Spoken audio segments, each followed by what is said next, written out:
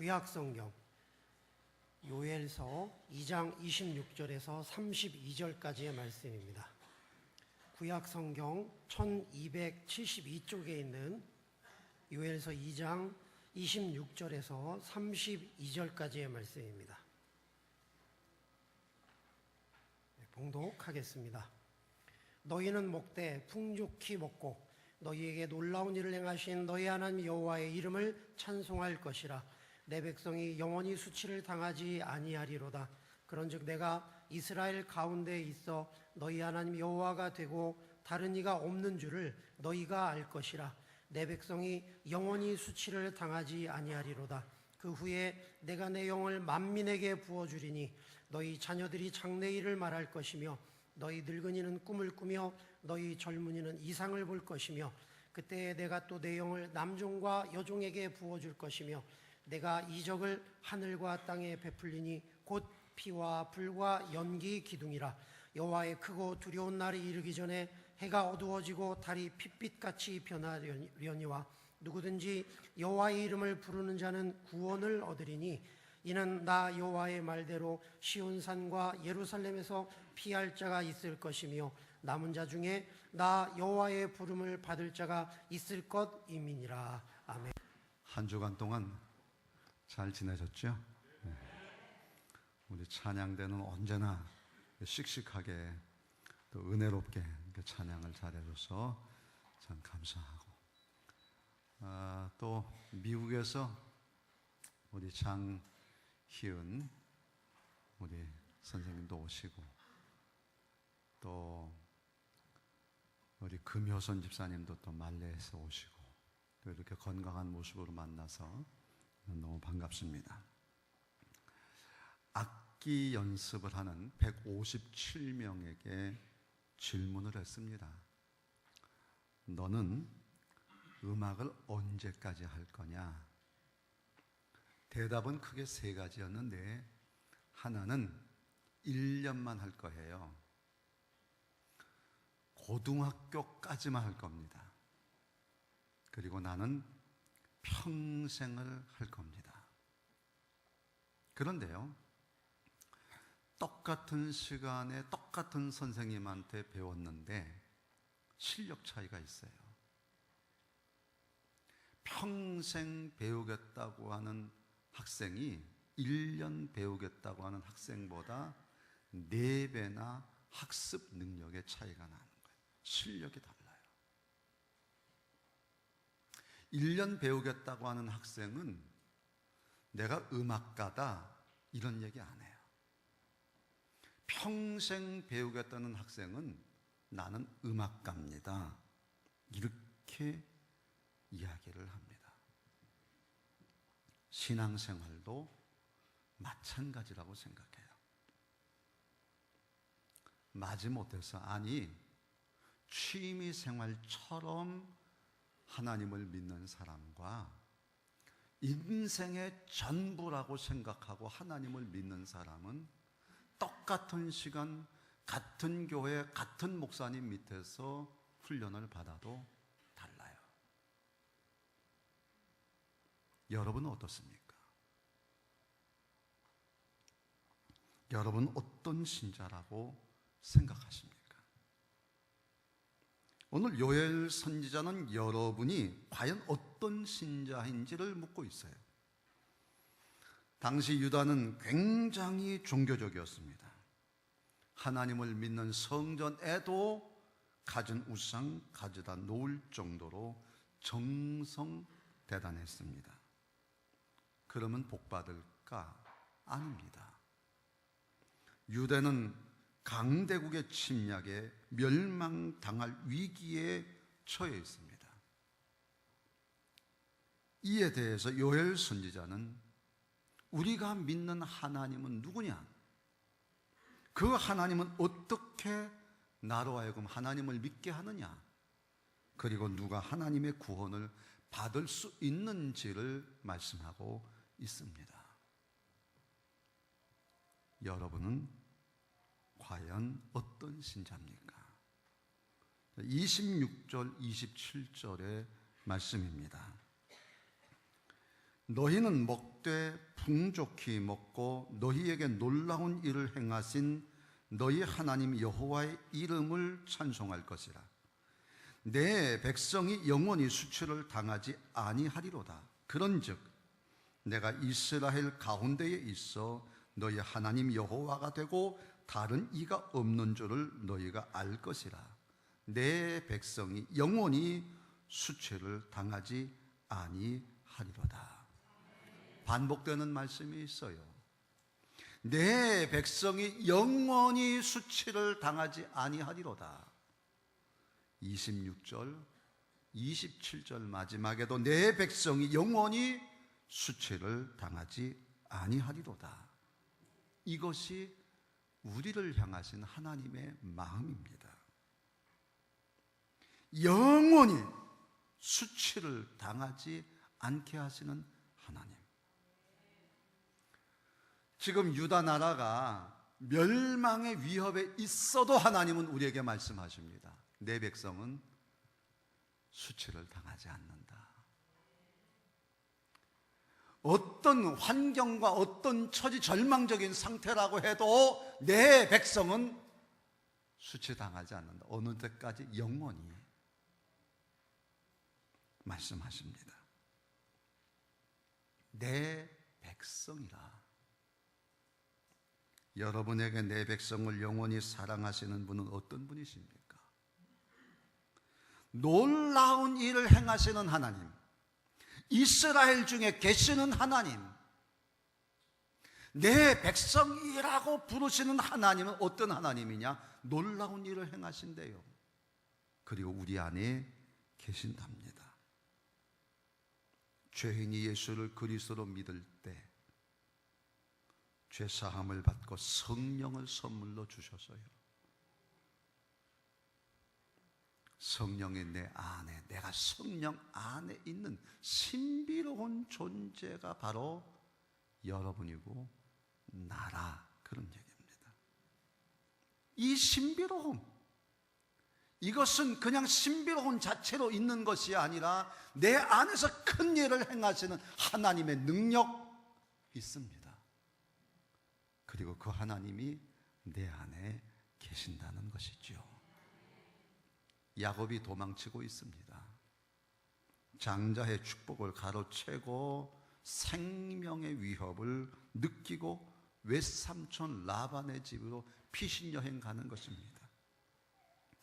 저녁이 되어 돌로 베개를 베고 누웠습니다. 외로움과 두려움이 가득했습니다. 그 순간 하나님의 천사가 나타났습니다. 그리고 하늘과 땅 사이에 사닥다리가 놓이더니 천사들이 오르락 내리락 하고 있습니다.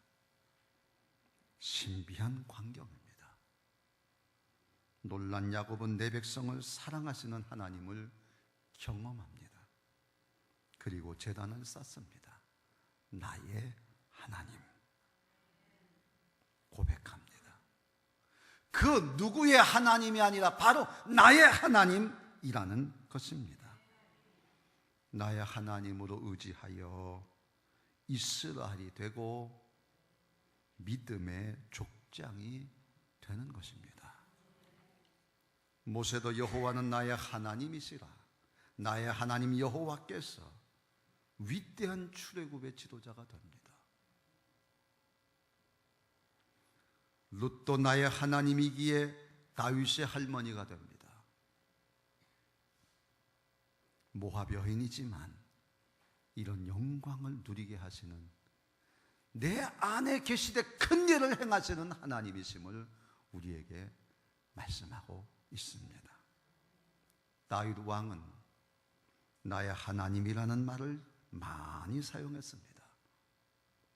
왕이 될 것이라고 하실 때에 나의 하나님이 듣게 하심으로 기도할 마음이 생겼다. 사울 왕에게 쫓겨다니는 환난 중에 기도할 때 나의 하나님이 응답하셨다.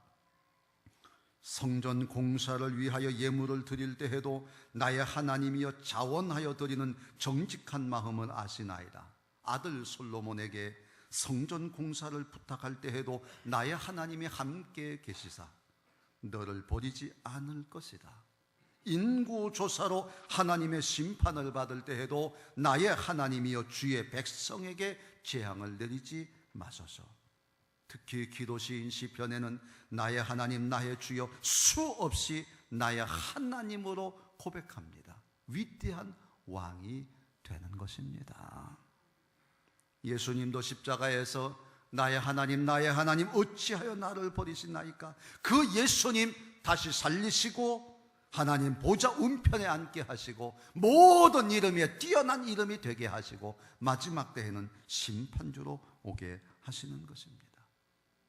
사도 바울도 나의 하나님께 감사한다, 나의 하나님께서 채우신다, 기독교의 기초를 놓고 세계 복음화를 이루는 위대한 하나님의 종이 됩니다. 하나님은 우리를 내 백성이라고 하고 내가 하나님을 나의 하나님이라고 고백하는 순간 하나님은 우리의 삶을 위대한 크고 놀라운 능력의 삶을 우리에게 약속하시는 것입니다. 스바냐 3장 17절에 스바냐 선지자는 유다를 향해 말씀합니다. 걱정하지 말아라. 염려하지 말아라. 두려워하지 말아라. 너의 하나님 여호와가 너희 가운데 계시니 그는 구원을 베푸실 전능자시라. 그가 너로 인하여 기쁨을 이기지 못하여 하시며 너를 잠잠히 사랑하시며 너로 인하여 즐거이 부르며 기뻐하시리라 하리라. 주변의 상황이, 나의 부족함이 내 인생을 좌우하는 게 아닙니다. 하나님은 오늘도 나를 내 백성이라고 부르십니다. 크고 놀라운 일을 행하시는 하나님이 내 안에 계십니다. 우리가 그 하나님을 나의 하나님으로 고백할 때 하나님은 우리를 통해서 하나님의 역사를 이루어 가실 줄로 믿습니다. 28절 30절입니다. 그 후에 내가 내 영을 만민에게 부어주리니 너희 자녀들이 장래 일을 말할 것이며 너희 늙은이는 꿈을 꾸며 너희 젊은이는 이상을 볼 것이며 그때에 내가 또 내 영을 남종과 여종에게 부어줄 것이며 내가 이적을 하늘과 땅에 베풀리니 곧 피와 불과 연기 기둥이라. 아멘. 내 백성이라는 말씀 다음에 주시는 말씀은 내 영을 부어주신다, 꿈을 꾸게 하신다입니다. 하나님의 영이 부어지면 하나님이 주시는 꿈으로 살게 됩니다. 이것이 내 백성이고 나의 하나님을 고백하는 자들의 삶입니다. 현실이나 과거에 매이지 않고 하나님이 주시는 꿈과 이상과 장래 일을 말할 때 그 사람은 비로소 하나님의 영이 임한 사람, 하나님의 영으로 충만한 사람 말할 수 있는 것입니다. 여러분은 하나님의 성령으로 충만하십니까? 충만하시기를 바랍니다. 꿈을 이야기할 수 있어야 돼요. 명성교회 김삼환 목사님께서 늘 하시는 말씀 가운데 하나가 명성교회가 되기까지 하나님은 목사님에게 성령 안에서 꿈과 비전을 주셨고 그 꿈을 이룬 것이 오늘의 교회고 이 꿈을 향해서 오늘도 달려간다고 늘 말씀하십니다. 1980년도에 김 목사님 백양교회에서 쫓겨납니다. 설교도 행정도 다 잘못하니까 나가라는 겁니다. 성령님 인도해 주십시오. 순종하겠습니다. 그랬더니 교회에서 주기로 약속한 전별금이 절반만 줍니다. 돈 의지하지 말라, 그 얘기인 것 같습니다. 그걸 들고 나가려니까 명일동 버스 종점 그린벨트입니다. 절망적입니다. 동서남북 어디를 봐도 가망이 없습니다. 7월에 개척하고 10월이 됩니다. 자다가 추워서 깨어보니까 온 식구가 잠을 자는데 표현이 그렇습니다. 구운 오징어처럼 오므리고 자는 겁니다. 걱정이 답니다. 겨울을 어떻게 날까? 교인도 돈도 없으니 더 춥습니다. 벌벌 떠는데 성령께서 찬송을 주십니다. 나와 동행하시고 모든 염려 아시니 나는 숲의 새와 같이 기쁘다. 내가 기쁜 마음으로 주의 뜻을 행함은 주의 영이 함께함이라. 성령이 계시네. 할렐루야 함께 하시네. 좁은 길을 걸으며 밤낮 기뻐하는 것 주의 영이 함께 함이라. 할렐루야. 이상한 기쁨이 일어납니다. 성령의 힘입니다. 너무 기뻐서 몇 시간 그 노래만 부르다가 아침이 됩니다. 어떤 모르는 사람이 찾아왔습니다. 삼성동에 사시는 분인데 큰 봉투를 가지고 왔어요. 1,000만 원으로 집을 고치려는데 성령이 말씀하시더랍니다. 너는 빌딩도 있고 뭐가 부족하냐? 추위에 벌벌 떠는 김사만 목사 갖다 줘라. 이분의 고백입니다. 성령이 자기에게 말씀하셔도 안 오려고 많이 노력했는데 결국 가져오게 됐다는 겁니다. 그 1,000만 원으로 강동 아파트 15평짜리로 갔습니다. 그때까지 평생 소원이었던 아파트 생활입니다. 만약에 백양교회에서 싸우고 버텼더라면, 개척하면서 원망이나 하고 절망하고 살았더라면 모두가 다 성령의 인도함을 받지 못하는 일입니다. 하나님은 오늘도 우리에게 너는 내 백성이라, 내가 너희에게 큰 일을 행하리라, 내가 너희 가운데 거하리라. 어떻게 해요? 내가 너희에게 영을 부어주리니 하나님의 성령이 내 안에 계시는 것입니다. 그리고 그분은 우리에게 끊임없이 꿈과 이상과 장래일을 말하게 합니다. 감사하고 찬송하니까 상황이 바뀝니다. 내 백성에게 하나님은 하나님의 영을 주시고 꿈을 주시고 이 꿈과 이 상과 장래일을 믿고 살면 내 주어진 상황은 모두가 다 기회가 되는 것입니다. 성령과 함께 마음껏 창조하는 세상입니다. 여러분, 상황이 나쁘세요? 아무리 나빠도 하나님의 창조 때만큼 아닙니다. 아무것도 없습니다. 그 다음에는 모든 게 혼돈이고 흑암입니다. 상황이 아무리 나빠 보여도 숨 쉴 수 있고 새로 만들어낼 수가 있습니다. 하나님이 주신 꿈을 감사하며 받으시기를 바랍니다. 기회로 삼으시기를 바랍니다. 이루어 주실 것입니다. 할렐루야. 자, 31절 32절입니다. 우리 크게 한 목소리로 같이 읽겠습니다. 시작.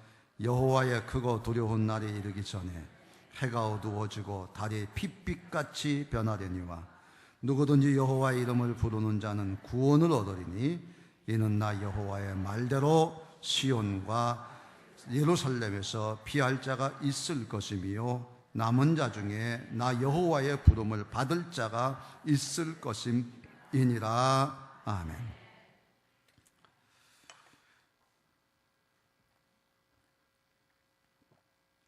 누구든지 여호와의 이름을 부르는 자는 구원을 얻으리니. 31절 말씀입니다. 32절에 남은 자 중에 나 여호와의 부름을 받을 자가 있음이라. 하나님의 이름을 부르면 구원인데 그 구원은 뭐냐? 하나님의 부르심을 받게 된다는 거예요.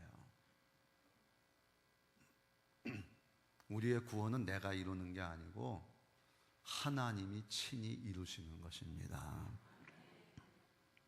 여호와의 이름을 부르는 자, 구원받고 하나님의 부름을 받는 자가 됨을 강조하고 있습니다. 여러분은 여호와의 이름을 부르는 자입니까? 내 백성 영원히 수치를 당하지 않게 하리라. 어떤 상황이 돼도 말입니다. 내 영을 부어주심으로 꿈을 주실 것이다. 그리고 여호와의 이름을 부르는 자는 구원을 받고 하나님의 부름을 받는 자가 되게 하신다. 이게 순서입니다. 기억하세요. 여호와의 크고 두려운 날이 이르기 전에 기회를 주신다는 겁니다. 하나님의 심판, 멸망 전에 기회를 주신다는 거예요. 그 기회 놓치면 그 두려운 하나님의 심판, 여호와의 날을 그냥 받아들일 수밖에 없어요. 그러나 여호와의 이름을 부르면 남은 자가 되고 하나님의 부름 받는 자가 되는 구원이 있다는 것입니다. 그 이슬람 방송인 알자지라 에서 한국 기독교에 대해서 방송을 했어요. 한국 젊은이들이 종교로부터 떠나는 이유. 제가 이 방송을 했다는 그 기사를 딱 보자마자 제 마음속에 딱 느끼는 게 뭐냐면 이슬람의 포교 전략이구나. 한국 사회에서 기독교가 줄어들고 있는데 그중에 젊은이들이 교회를 떠난다. 아주 잘 분석했어요. 하여튼 걱정하는 듯 하지만 어쨌든지 이게 이슬람 포교의 기회라는 것을 끊임없이 강조하는 듯한 그런 느낌을 받았습니다. 서울 한복판에 큰 교회 2개를 예로 드는데 그것이 광화문에 있는 성공회 교회, 그리고 명동 입구에 있는 영락교회를 소개하고 있습니다. 근데 두 교회의 특징이 뭐냐면 젊은이들을 붙잡기 위해서 엄청난 노력을 하고 있어요. 성공회에서는 하다못해 카페 같은 데를 빌려가지고 젊은이들을 교회 아닌 장소에서 만나서 이들에게 복음을 전하는 이제 그런 일을 하는데 잘 되지 않아요. 영락교회는 이제 토크쇼 같은 걸 유명한 사람을 모셔다가 이제 토크쇼를 하는데 잘 되지 않아요. 많은 예산과 노력하지만 안 된다. 그런 얘기입니다. 그래서 제가 그거 보면서 왜 한국 기독교를 소개하면서 이 부분을 소개했을까? 강남에 큰 교회들 많잖아요. 사랑의 교회도 있고, 소망교회도 있고, 명성교회도 있고, 여의도에 가면 순복음교회도 있고, 세계 10대 교회들 많잖아요. 이 부흥하는 교회들. 그런데 이 교회를 소개하지 않아요. 사실 한국 기독교는 잘 되는 교회만 보고 싶어 했어요. 안 되는 교회 보여주고 싶지 않은 겁니다. 사람 다 그렇잖아요. 우리도 잘 안 되는 거 얘기하기가 참 싫잖아요. 그러니까 잘 되는 것만 얘기하려고 그러고 어떻게 해서든지 숨기려고 하는 그런 것이죠. 그러니까 제가 이런 걸 보면서 참 한국 교회는 좀 정직할 필요가 있다 그런 생각이 들었어요. 현재 한국 교회의 85%는 100명 이하입니다. 100명 이하예요. 1년에 3,000교회가 새로 생기고 3,000교회가 문을 닫습니다. 그게 현실입니다. 모든 것 잘 갖춘 대형교회는 점점 늘어나요. 아마 모르긴 해도 사랑의 교회는 한 주에 우리 교회 숫자만큼 늘어날 겁니다. 제가 영락교회 전도사로 있을 때 그때의 교인들이 늘어나는 거는 뭐 한 주에 몇백 명 늘어나는 건 아무것도 아니에요. 그렇다고 뭐 전도 열심히 하고 뭐 해서가 아니에요. 근데 왜 이렇게 몰려드는지 참 궁금해요. 무신론자가 56%나 됩니다. 나머지 44% 가지고 기독교, 천주교, 뭐 불교 다 나누는 거예요. 20대 기독교인들 20대 가운데 보게 되면 인구가 31%인데 10년 전 46%보다 현저하게 15%가 줄었습니다. 그럼에도 한국 교회가 돌파구를 찾지 못해요. 그냥 돌파구라는 게 다 대형 교회만 되려고 그러니 뭐 대형 교회가 다 돼야 말이죠. 이게 우리 교회의 솔직한 고민이고 아픔입니다. 대안이 별로 없어요. 이슬람은 한국을 최고의 선교지라고 생각을 하고 이렇게 방송하면서 엄청난 돈과 프로그램과 문화를 퍼붓고 있습니다. 여러분 이슬람 우리 이태원에서 한번 보십시오. 오늘 혹시 시간 되시면 한번 올라가 보세요. 완전히 이슬람 거리입니다. 뭐 식당만이 아니고 가게 뭐 대단합니다. 이 골목길에도 히잡 쓰고 다니는 한국 여성들이요 꽤 많습니다.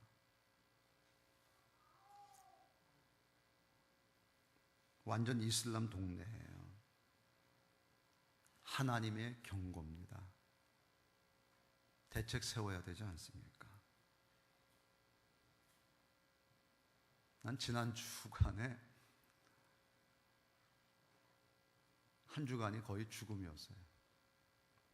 화요일 날 5월 30일 날 서울시 재정비위원회 수권소위원회 모였는데 결론은 한남제일교회 제척하고 빼고 개발하기로 결정했습니다.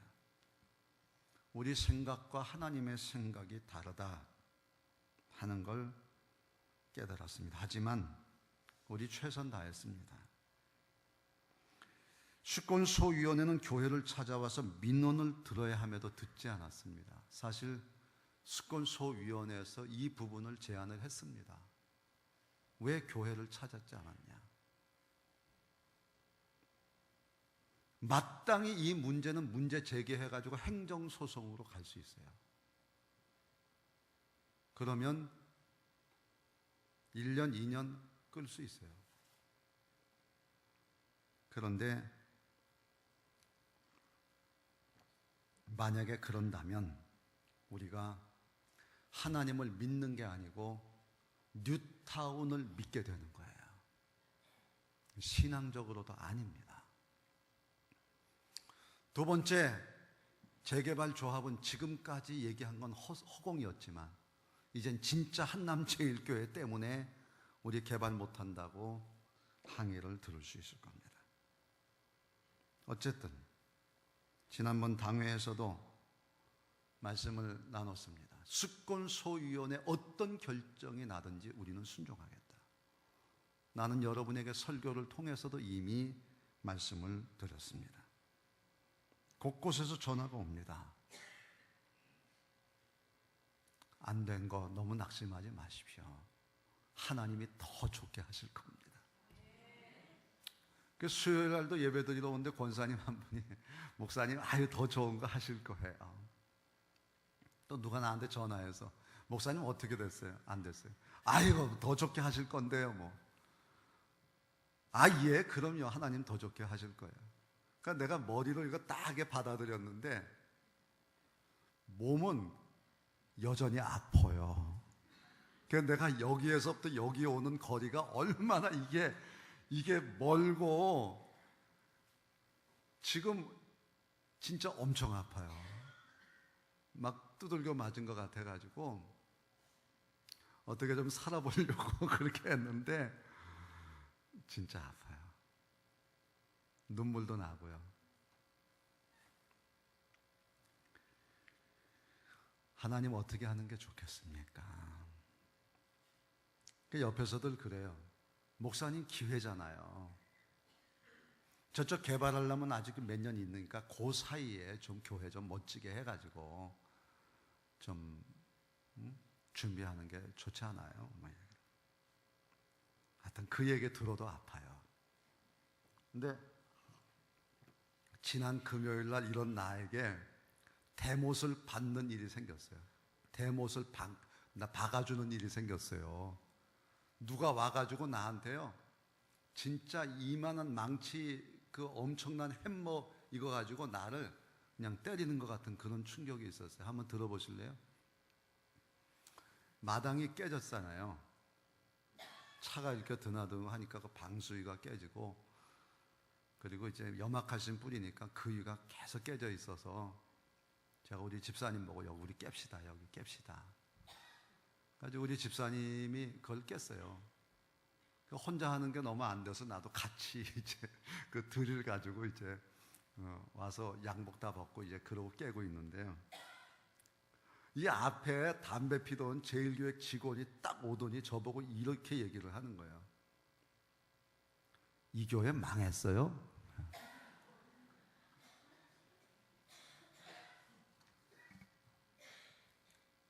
정색하고 아니요. 그런데 왜 사람들이 별로 다니질 않아요? 그럼 잘 들으세요. 근데 이 친구가 계속해서 묻는 거예요. 목사님, 성령 체험은 어떻게 해요? 성령 얘기를 해요. 이 교회 빚이 얼마나 있어요? 나 빚 없어요.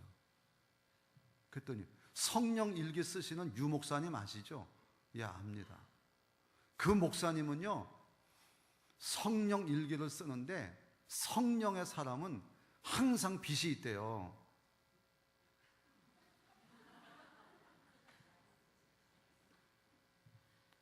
그래서 내가 이 사람 그 정신 나간 사람이구나. 근데 내 앞에서 담배를 또 꺼내, 또 피고.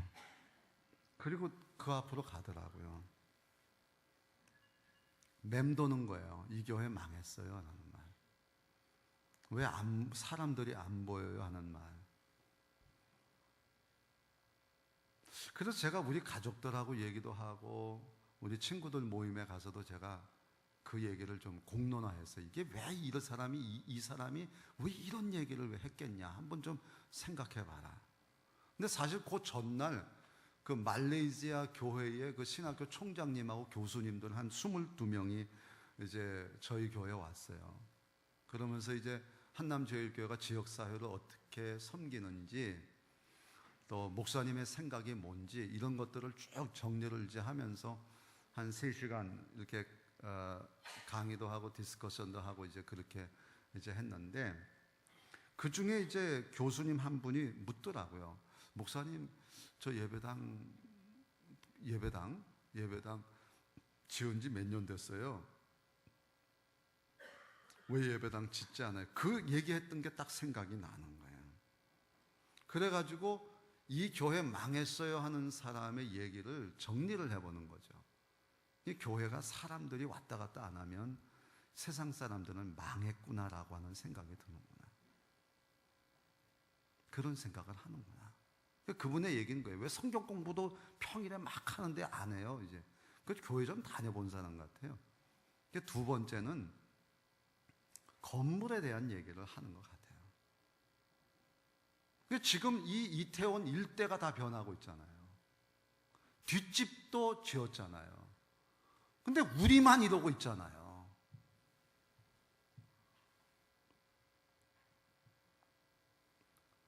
나만 모르고 있는 것 같아요. 우리만 모르고 있는 것 같아요. 다른 사람들은 이런 교회 모습을 보면서 이거 망하는 교회구나 이렇게 생각을 하니까 이 교회 누가 오겠어요? 근데 그런 생각이 들더라고. 내가 좀 극단적인 얘기하는 것 같지만 여러분 같이 한번 이 교회 공동체 일원으로 같이 한번 생각을 해보고 고민을 해보고 기도하자, 그런 얘기하는 거예요. 망하고 있는 교회라고 생각하면 과연 사람들이 올까? 소름이 돋는 거예요. 하나님의 경고는 아닌가. 내 친구 정홍교 목사가 작년에 부총회장 후보로 나왔었습니다. 청주 입구에 가난한 시골 교회 목사였습니다. 권사님이 가지고 있는 밭을 교회에 기증했어요. 뭐 별거 아니었어요. 그때도 나보고 그러더라고. 야, 저기 밭에 요만큼 권사님이 기증해서 저 교회 땅이야. 근데 그 기억이 개발이 됐어요.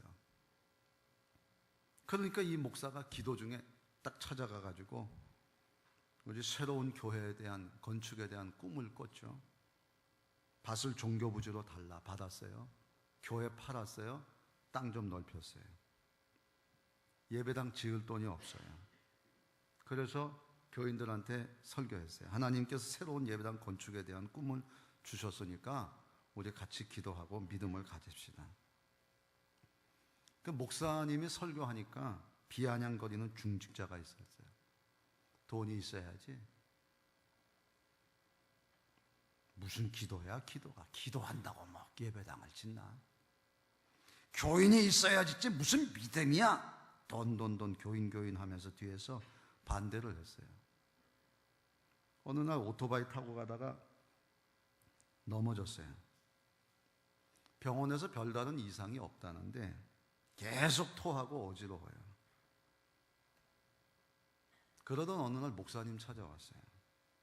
목사님, 제가 잘못했습니다. 목사님 교회 건축에 대한 꿈을 가지고 기도하고 믿음으로 짓자고 했을 때 나는 돈으로 짓지 무슨 기도냐? 믿음으로 짓는다고 교인 수가 있어야 짓지. 내가 이렇게 반대를 했습니다. 그런데 성령께서 나에게 기도한 믿음으로 지으라고 말씀해 주셨습니다. 깨달은 겁니다. 이분이 확 변했어요. 앞장을 섰습니다. 지금 그 예배당이 지어졌어요. 아직도 빚이 있어요. 빚 갖고 있어요. 기도한 믿음으로 하나님의 꿈을 이루니까 100명 정도밖에 안 되던 교회가 1000명을 넘어서고요, 기쁨으로 그 빚을 갚아나가고 있어요. 지금 청주에 아주 유수한 교회가 됐고요, 지난 주간에는 청주 일신여고 이사장 취임한다고 저한테 초청장을 보냈더라고요.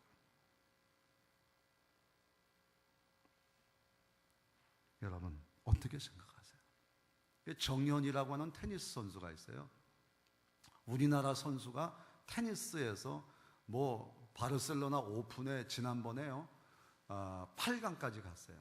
그 나달하고 8강에서 붙어가지고 그 챔피언 단 나달한테 막 초반에는 막 이기고 그랬어요. 근데 졌어요. 근데 이번에 이제 프랑스 오픈에서 3회전까지 갔어요. 뭐 대단한 거예요, 이건요. 그래가지고 지금 테니스 세계 랭킹 9위하고 67위가 지금 붙었어요. 어제 밤에 했거든요. 아침에 뉴스를 봤어요. 2대 0으로 지고 있다가 3세트째 이겼어요. 4세트째 이기고 있는데 비가 와가지고 오늘로 게임이 연기가 됐어요. 대단한 사람입니다. 질문을 했어요, 기자가. 어떻게 이렇게 잘할 수 있냐?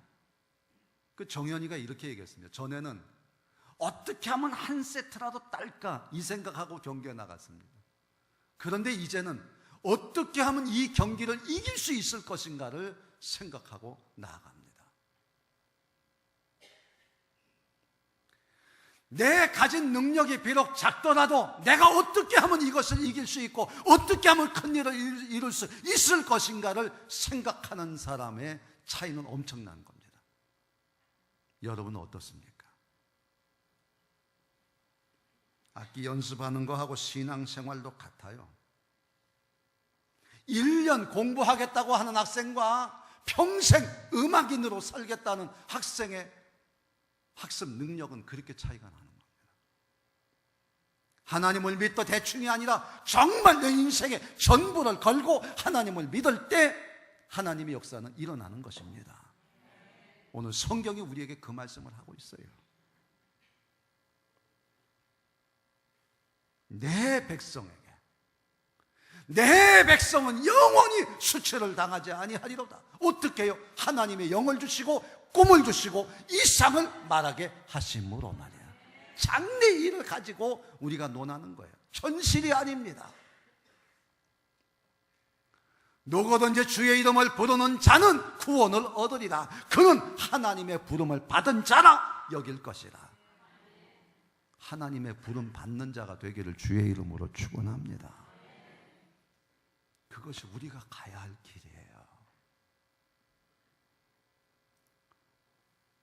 과거에도 오늘도 앞으로도 어려운 일은 계속 있을 겁니다.